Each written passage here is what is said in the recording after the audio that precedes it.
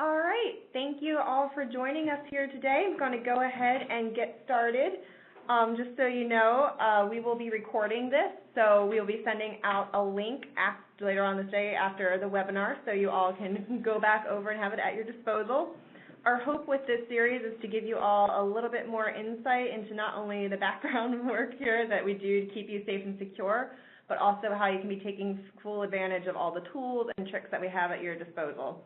So again, this webinar is being recorded, and we will send out a link later on to access the recording.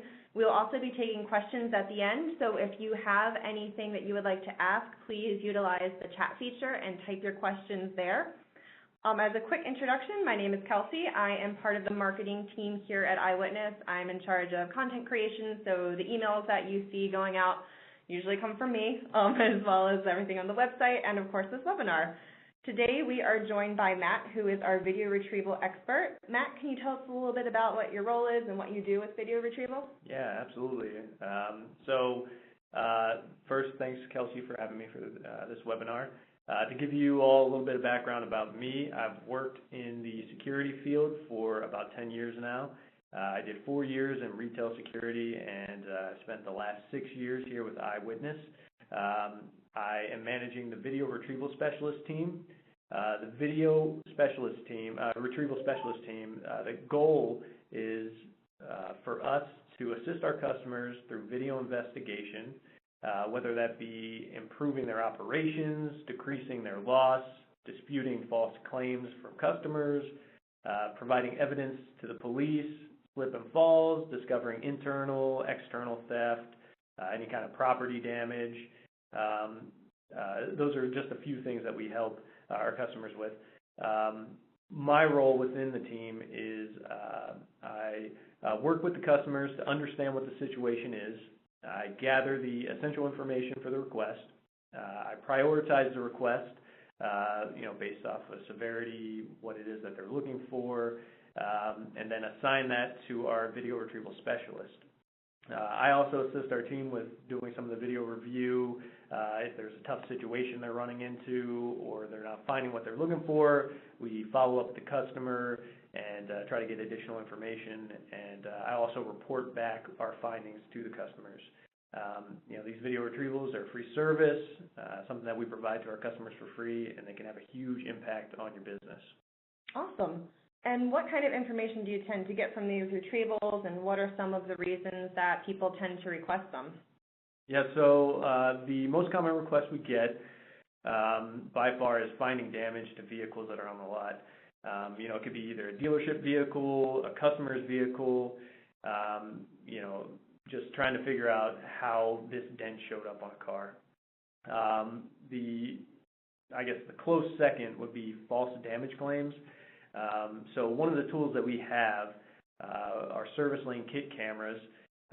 They're high-res cameras that we put in our customer service lanes, and as a vehicle comes in, you get images of the driver's side, passenger side, and the overhead view from these SLKs. So we're able to go back and check to see if damage was pre-existing and is a false damage claim.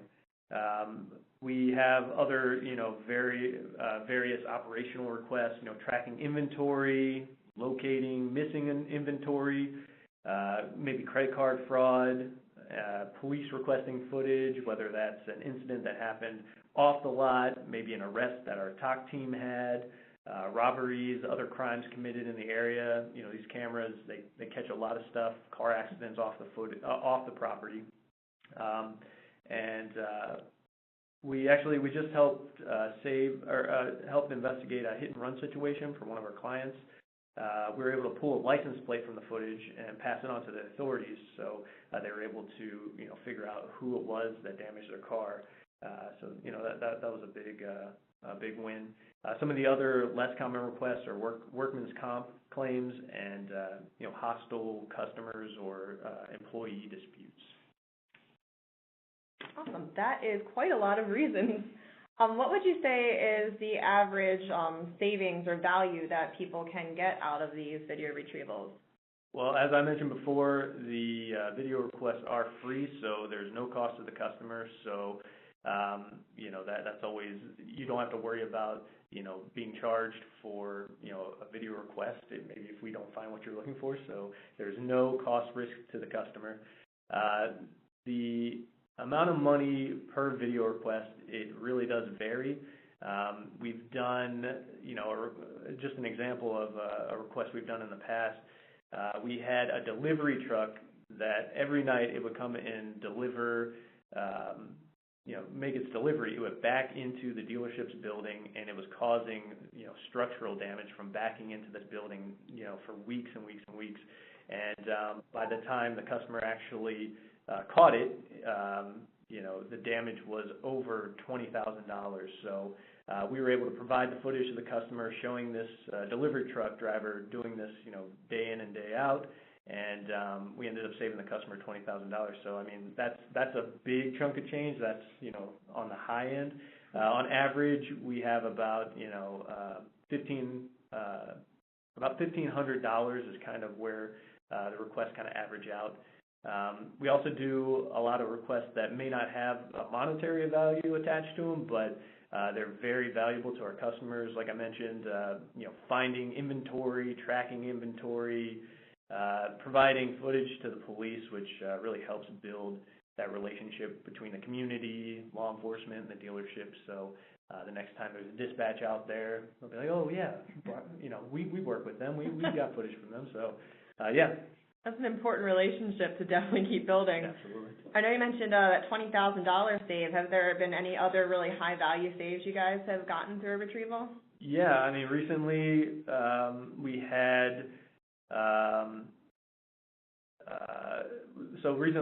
a situation at one of our dealerships where one of their cars, it was a 2019 Volvo. It was like a, you know, limited edition vehicle that was hit by someone who ran a red light.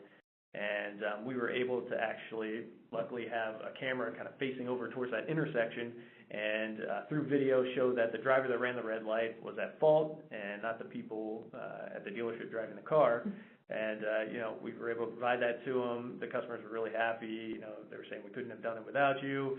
And in that case, we ended up saving the dealership $10,000. So nice chunk of change on that one as well. That is a pretty big deal. And what are some questions that you tend to get about pulling these videos? Yeah, so I guess, you know, this has kind of been a running joke in the department. A lot of times we get, you know, can you enhance video? And unfortunately, we cannot enhance any video. We do not have any CSI-like tools or software at our disposal that can help us enhance video. We are able to zoom in and, you know, try to go frame by frame to get you maybe the best image of what you're looking at, but unfortunately, I don't have any way to enhance video, so yeah. I love that. Yeah. Besides that, what are some other things that you wish all of our clients knew about video retrievals, either themselves or the process? Yeah, so, you know, the team, the video retrieval team, we're dedicated to helping our customers, and, you know, we do the very best we can, and we try to get all of the details to paint a clear picture for our customers so they have everything they need to go back to their customers and explain whatever situation they're in, or, you know, they have all the details to hold somebody accountable for, you know, for whatever's going on. You know, honestly, video retrievals can be a manual process at times. It's sometimes time intensive, and it can be honestly monotonous at times. You're, you know, sitting waiting for a car to get damaged for, you know, possibly days.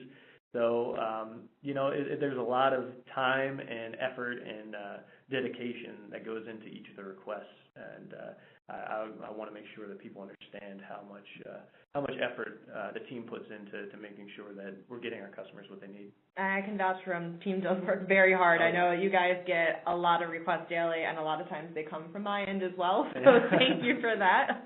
In case you guys don't know, the video retrieval team is also very helpful in pulling together marketing materials and helping get stories out to you customers. So it's a lot that these guys do.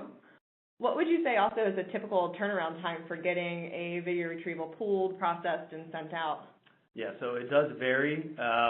You know, the one thing that, well, I guess there's a few factors, but a few of the big ones that kind of can determine how long a request is going to take. The amount of information we're getting from the customer. You know, if a customer can provide us with, hey, you know, it was this camera at this time, you know, we're looking from here to here. I mean, that goes a long way to help us kind of narrow in our time frame and figure out what we're looking for. It can vary. You know, we've had requests that, you know, you turn around in you know, a few minutes, and then you have requests that can take, you know, 2 weeks to go through. You know, the typical turnaround is between 1 and 2 days.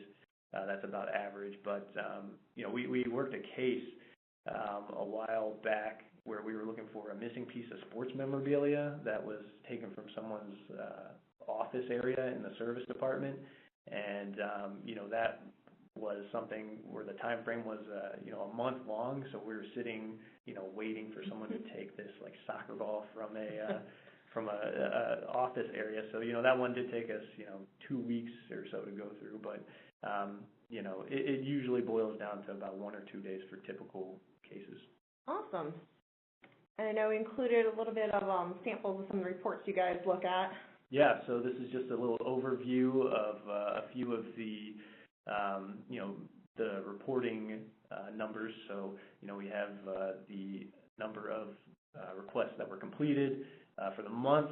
I think these might have actually been, I think this was actually last month's numbers. So, you know, for the month, that was 223 video requests completed.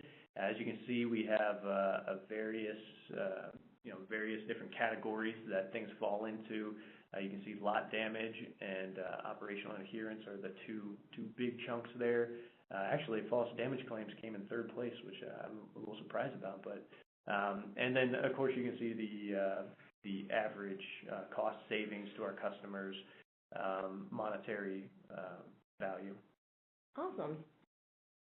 And can you walk us through a little bit of a typical request? Yeah, so I've got an example pulled up here. This was a request where a customer, one of our customers came to us and said they had a service vehicle or vehicle that came in for service, and they found damage on the passenger side front door.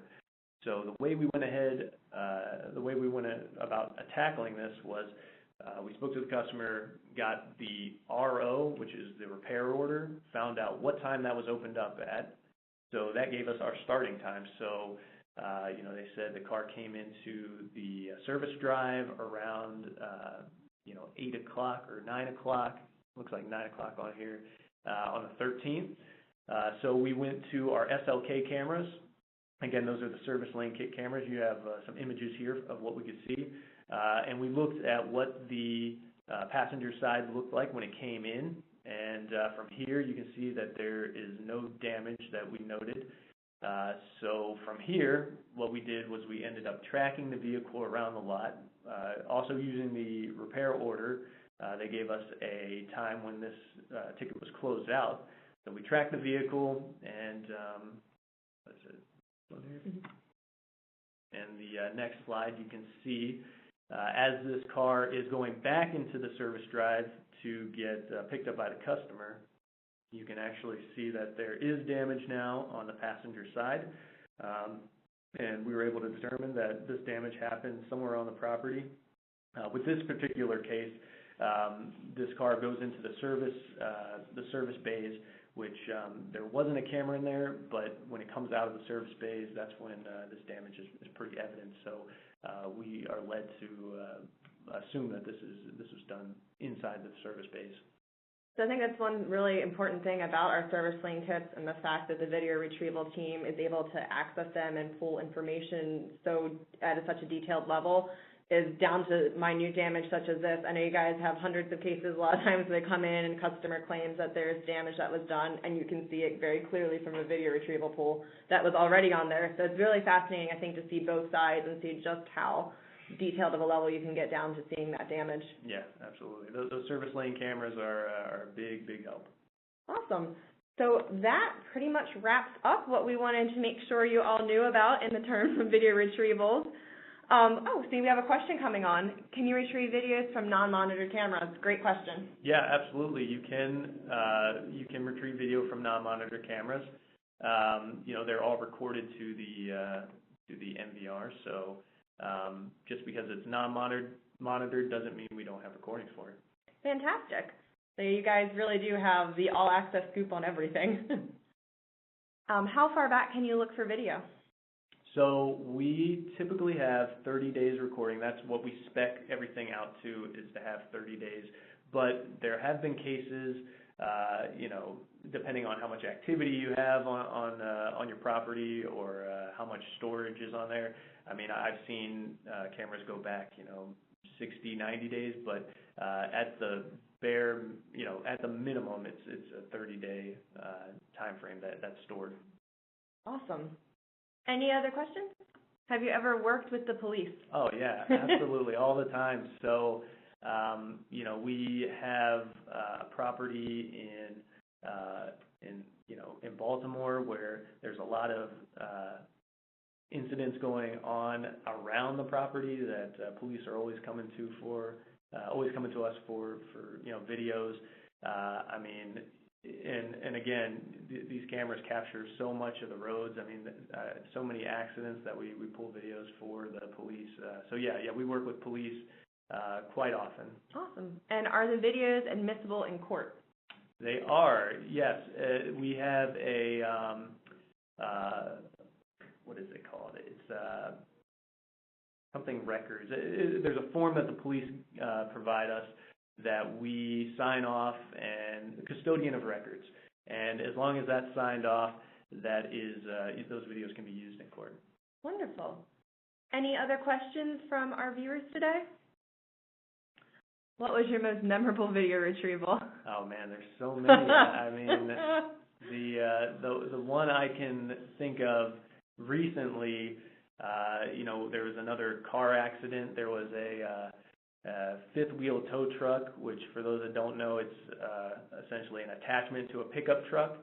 It was parked on the road, and another car was coming around a turn, must not have seen the fifth wheel, and ended up driving up the fifth wheel and hitting a car that was on there, flying off the edge, flipping over onto the roof. And I think one of the most memorable things of that retrieval was one of the people that requested it asked if we could get a tag reading off of the vehicle, which was upside down, sitting in the middle of the road where everybody was standing. So, it was one of those things where it was just funny. Like, you could probably get the tag. You're standing there. It's like our own little Fast and Furious. Yeah, it was pretty crazy. It was like a Michael Bay movie. That's one of the perks of video retrieval. Sometimes I feel like you get those good car chase moments. Oh yeah, you see all sorts of crazy stuff. All right, any other questions before we wrap up for today? Awesome. Well, thank you all so much for joining us today. As I mentioned at the beginning of this has been recorded the whole time, so we will be sending out a link later on today so that you all can access this information at any time. Again, I really appreciate you coming out and making our inaugural webinar such a success, and I hope that you'll join us next month when we'll be taking a deep dive into some advanced inventory management. So thank you all, and have a great rest of your day. Thanks, Matt. Thanks, Kelsey.